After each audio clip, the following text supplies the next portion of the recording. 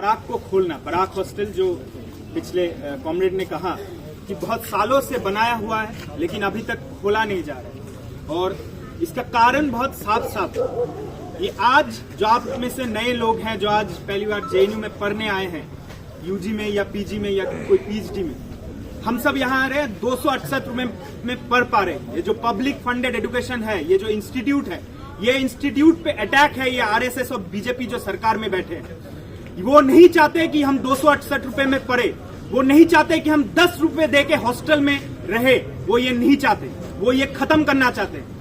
और ये जो रिस्पॉन्सिबिलिटी लगातार पब्लिक इंस्टीट्यूट को खत्म करने के लिए है, वो ली जा रही है वाइस चांसलर के साथ साथ नीचे के स्तर पे ये डीओएस तक। हमें इनका पुरजोर तरीके से जो है लड़ना होगा और हमारी जो अधिकार है हमें ही छीन के लेना होगा। साथियों, आप जब आए हैं इस कैंपस में, आप देख रहे हैं कि हॉस्टल की हालत क्या है।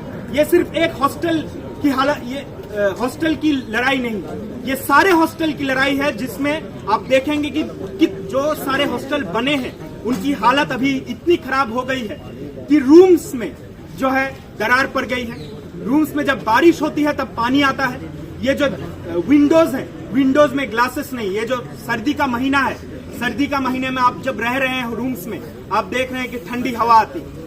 इनके पास इंफ्रास्ट्रक्चर को डेवलप करने के लिए कोई भी माइंडसेट नहीं है कि हॉस्टल की इंफ्रास्ट्रक्चर डेवलप हो, जो सुविधा मिलनी चाहिए छात्रों को वो सुविधा मिले, उनको उपलब्ध हो।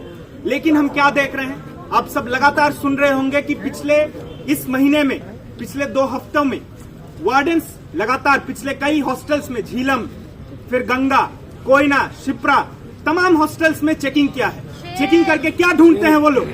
जो स्टूडेंट्स अपने इस ठंड से बचने के लिए हीटर लगाए हैं, जो स्टूडेंट्स तो लाइट लगाया होगा एक्स्ट्रा पढ़ने के लिए, उनके लिए वो लोग को फाइन करना पड़ता है। 3000 से लेकर 10,000 तक, 20,000 तक फाइन उन लोग को दिया जाए। फाइन से हमें लड़ना होगा। जो वो सुविधा नहीं दे सकते हैं, ऊपर से हमें फाइन दिया जा रहा है। वो अगर विंडो पे ग्लास नहीं लगा सकते हैं, लेकिन हम जब हीटर लेंगे उनको उनसे तकलीफ है। आपने देखा होगा कि पिछले गोदावरी में और गंगा में बस कुछ ही दिनों की बात है, 5 जनवरी में गोदावरी में आग लगी थी इलेक्ट्रिक डिसफंक्शनिंग के कारण, शॉर्ट सर्किट के कारण, और उनसे कुछ दिन पहले गंगा में आग लगी। उनको ये इससे तकलीफ नहीं होता कि इलेक्ट्रिकल जो भी दिक्कतें हैं उनको डेवलप किया जाए, ठीक किया जाए, कि आग लग के कोई भी दुर्घटना हो सकती है, छत टूट के स्टूडेंट्स के साथ कोई भी दुर्घटना हो सकती है। लेकिन उनको हॉस्टल में स्टूडेंट्स रहेंगे, उनसे दिक्कत होगा। डॉर्म्स में जो स्टूडेंट्स को भर दिए जा रहे हैं, डॉर्म्स का कारण क्या था कि जब स्टूडेंट्स नए भर्ती हो रहे हैं, उनको अगर कुछ दिन 10 से 15 दिन हॉस्टल नहीं मिलता, उस ट्रांजिट पीरियड में उनको डॉर्म्स में रखा जाएगा। क्योंकि स्टूडेंट्स जेएनयू में बिहार से लेके, केरल से लेके, देश के हर एक कोने से आते हैं, जो गरीब घर से आते हैं, उनको किसी भी तरीके का तकलीफ ना हो, उन कुछ दिनों तक उनको डॉर्म में रखा जाएगा। लेकिन इस डॉर्म को, ये जो आरएसएस की दलाल जो बैठे हैं एडमिनिस्ट्रेशन में, डॉर्म को नॉर्म बना दिया है। इस नॉर्म से हमें दिक्कत है। डॉर्म्स में 15 दिन से ज्यादा स्टूडेंट्स को नहीं रहना चाहिए, लेकिन उनको 1 सेमेस्टर से लेकर कहीं कुछ स्टूडेंट्स को 2 सेमेस्टर, साल भर उनको रख दिया जाता है क्योंकि उनको हॉस्टल नहीं दिया जाता। हमें इससे दिक्कत है। तो आने वाले समय में सारे हॉस्टल की इंफ्रास्ट्रक्चर को डेवलप किया जाए ताकि किसी भी स्टूडेंट्स को तकलीफ ना हो।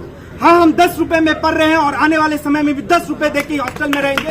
इस चीज को इंश्योर करने की ये लड़ाई है, बराक हॉस्टल को खोलने की लड़ाई है, और ये लड़ाई जारी रहेगी। यूनियन स्टूडेंट के साथ है और साथ रहेगी, ये लड़ाई जीती जाएगी। शुक्रिया। इनकलाब जिंदाबाद।